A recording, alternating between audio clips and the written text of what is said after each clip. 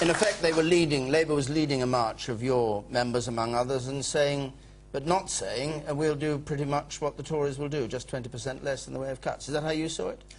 No, that's not how I saw it. Would you like to see him there, Ed Miliband speaking? I'm glad Ed Miliband came, because I think it's good that Ed Miliband was prepared to make a public speech that said he had real concerns about what the government was doing and about the cuts.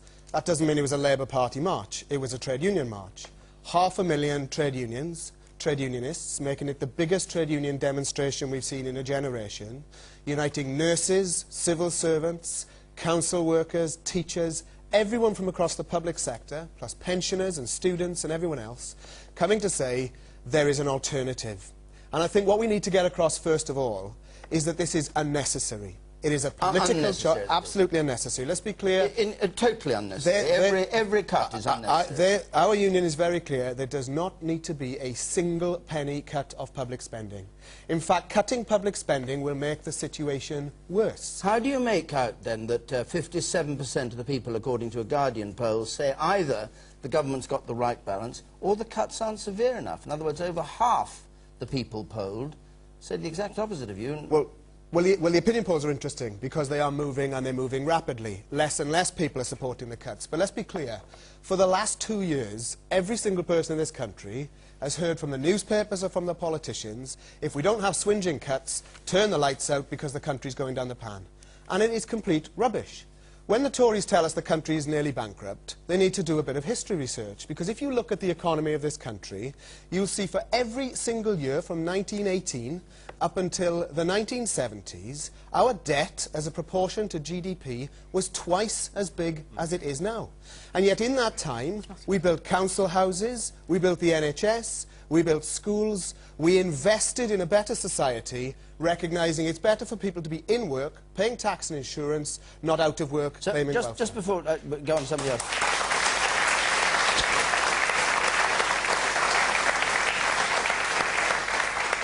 How do you explain that no other party thinks what you think? I mean, that Labour doesn't say what you say? Well, I think it's actually a tragedy that Labour doesn't say what we say. Why can't you persuade them? Well, when Boris mentioned me in the same breath as Labour, I think Ed Miliband will have had a sleepless night, because he doesn't look to me for his policy, I have to say. We've been a big critic of Labour. Okay. And let me just say, under the Labour government, we had lots of problems. They made massive cuts, they privatised huge swathes of our public services, and we opposed them. And do you think this one government's worse than Brown, which you described as the worst in living memory? I described the Labour government as an employer of civil servants as the worst in the history of this government and this country, and at that point I stood by it. But I have to say this government is going to new depths, and if we don't unite to stop them, we will regret it for years to come. Back to this point about where the huge deficit in the economy comes from, and it was in 2008 when the banks were bailed out to the tune of billions that the deficit rose in the economy, and it's low-paid public sector workers who are now expected to pay the price for that with their pensions, their pay and their jobs. And you see, I represent workers in a public sector union, and to them, it doesn't, if you're losing your job or you're being privatised, it doesn't matter if it's the Tory party doing that, the Lib Dems or Labour. You are still losing your job, you will lose your home, and your children will be brought up in poverty. That's the reality of this agenda, and there is an alternative. I was on the march. We marched for the alternative. The alternative is tax the rich, get them to pay the tax they don't pay, and take the money from the bankers. Okay. 7 billion. Front row, second row, second row, yes. Youth unemployment is at an all-time high, and yet you have abolished the Future Jobs Fund. How can you sleep at night, Sarah? All right. Show that the main children's service that is being cut by local authorities is the youth service. What sense does that make? Do you believe in the cuts at all, yourself? I think there should be a much better balance between taxation. I mean, when the government came in, they said everybody's got to take some of the pain. People who pay tax, better off people, are not taking enough of the pain. And, you know, we don't need to create unemployment, you know, to get out of this mess. Okay. And the... Two very quick points. First of all, it is, in my view, the trade unions in this country who are leading the debate, because we are making the argument that cuts will make the situation worse. Throwing people out of work and cutting spending will depress the economy, and people who should be building a better society will be claiming welfare, not paying tax and insurance. But there's another point I think we need to make about the cuts, Diane, and this is a key point. Yesterday, not far from here, I was in Tower Hamlets. I was addressing hundreds and hundreds of strikers, teachers and council workers from the NUT in unison. Truly inspirational. Now, who is going to choose whether it's the dinner lady or the swimming pool attendant or the librarian or the person in education, the teacher or the classroom assistant? We shouldn't be choosing which job is worth more than somebody else's job. We should say all of these jobs are critical to a better society. And furthermore, we should say this. We'll take the government seriously about they want to clamp down on tax avoidance when they don't have Sir Philip Green in as an advisor.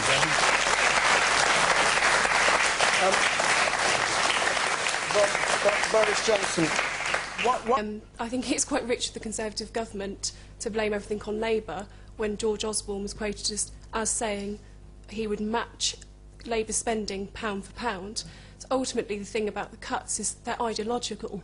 They're against frontline services, public services, they're against the arts, they ultimately will affect people on low-income backgrounds, they'll affect minority groups more, they'll affect women more, they'll affect children more. They are ideological cuts, there is an alternative to them. It's not to say that they don't need to be cuts. We all know there need to be cuts, but it's the way that the Conservative government are cutting. Yes. Why?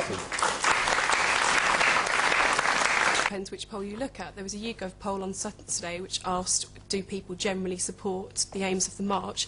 Over 51% of people said that they did agree with the aims of the march.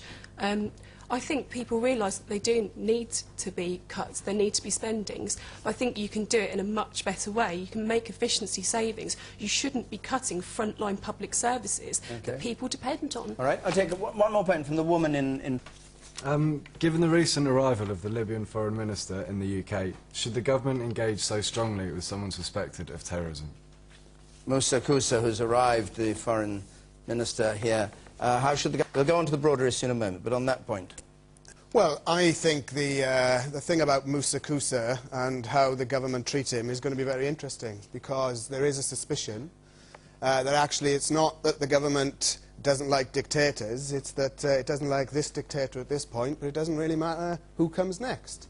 And let's be honest about this. Only weeks ago, this government was selling arms to Libya and was training the Libyan armed forces. So this monster of a man is someone that we were actually dealing with. Now, I think this is a complex question, because I think it is joyful that in the Middle East, in Egypt, in Tunisia, in Yemen, we are seeing people's uprisings and people's revolutions. That is a fantastic thing. And one of the best things about the Egyptian revolution is that the trade unions and working men and women are now playing such a role in democratizing the country.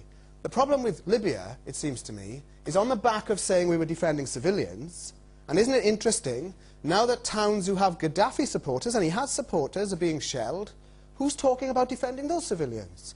Because what we're now seeing is an intervention in a civil war. And I think it is problematic when actually the intervention of the West is now making it less likely that we will see the people take control of Libya, which is what I want to see. And why do I say that?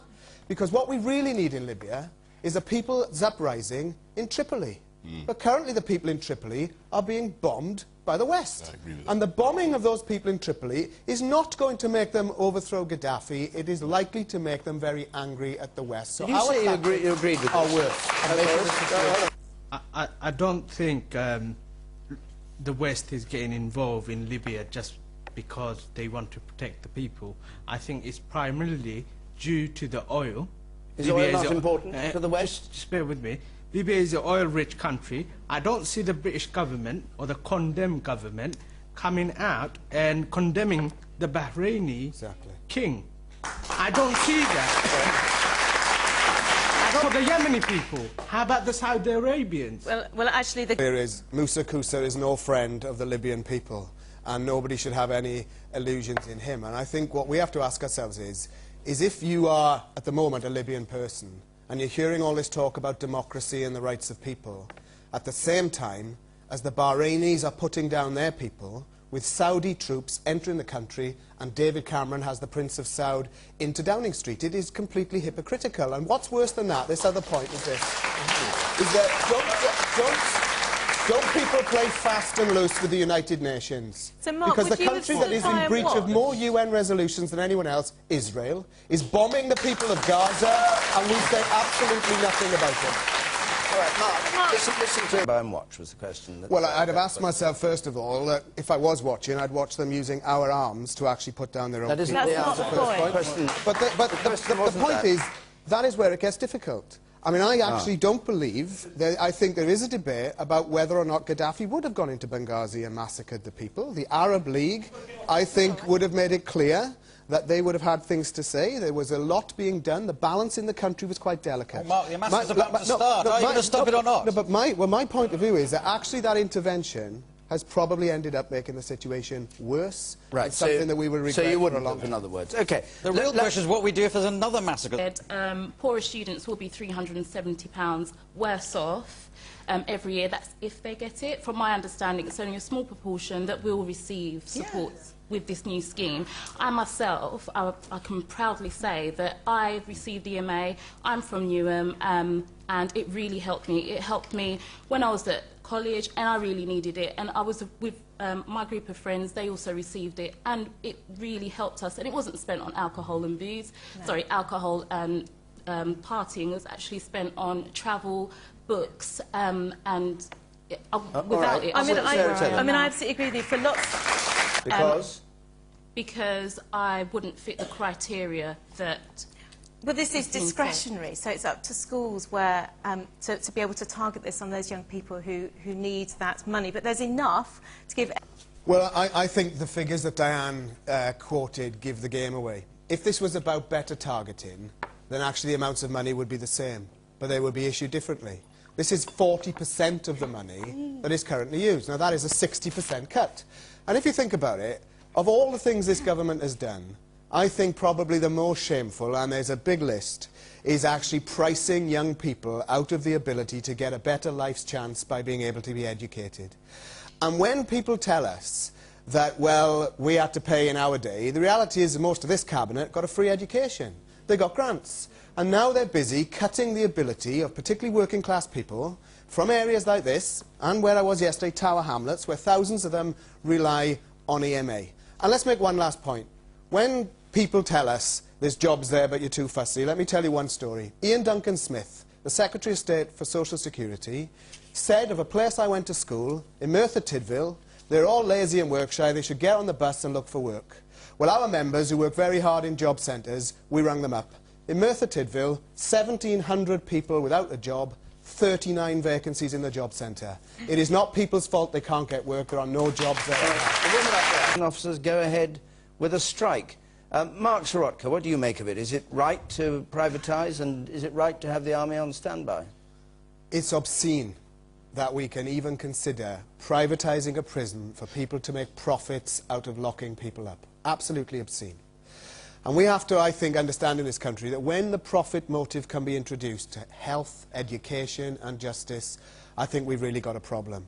And when hard-working prison officers, public sector workers in Birmingham Prison, who have done everything that's been asked of them, find their reward is that their jobs will now go and Group 4 Securities, who incidentally are a company who run lots of public services, and their chief executives earn millions of pounds a year. Do you think they should go on strike, the prison officers? I believe, well, first of all, I think we have to say it's an outrage in this country that prison officers are forbidden by the law for taking industrial Do you think action. they should? I believe that prison officers, like everyone else, should have the right to withdraw their labour when they are being treated appallingly, and I fully support the OK.